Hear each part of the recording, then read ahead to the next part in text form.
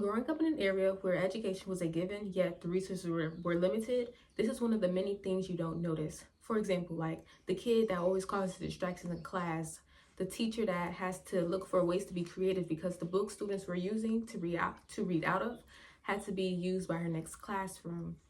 The student who does different assignments from everyone else because he or she is unable to keep up, or even that one teacher who tells you to keep it simple because he or she has too many papers to grade. I was fortunate to grow up in a household where education was a priority. There was a saying, and that my mom always said, and I'll change it to more appropriate language. If you want to hide something from someone, put it in a book. My mom always used that saying as a drive to read and push to teach my siblings and I, so school came a little bit more easier to me. One of my favorite lessons that my mom always taught me was that you can help others, but at the same time, you can help others without taking too much from yourself. Growing up, we didn't have that much really ourselves, so it was pretty confusing. Yet, we always put out backpacks, clothes, school supplies, even food in front of our house so people in need can take it.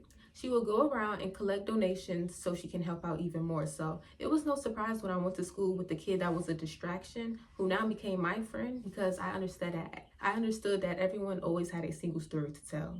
I would go and help him as soon as I got done with my work, and my teacher would just smile. I learned that he wasn't a distraction at all. He just needed a little extra help, and being a disruption to the class was his outlet. Unfortunately, my teacher was so overwhelmed by her other students, she didn't really have the time to provide the needs that he needed to succeed. My mother is the person I admire the most in this world, and she is the reason I want to enter the educational field. For many students, school isn't a place they can look forward to, but for the other handful of students, you can say that they see school as a safe haven. It's a place where they can escape from the difficulties at home.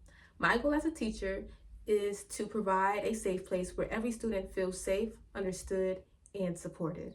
Too many teachers leave the profession because they believe the students are the problem. However, in my experience, students often just need to be heard.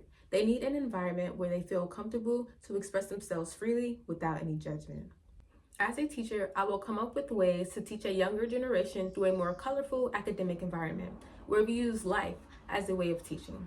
For example, making reading fun with different animations and voices, using playful to learn math, taking video games to learn art, or even using music to help with memorizing. These are just a few ideas I have. My goal is to continue growing because I believe there's always room for improvement, both within myself and the educational system. Though I'm only one person, I am determined to make a meaningful impact.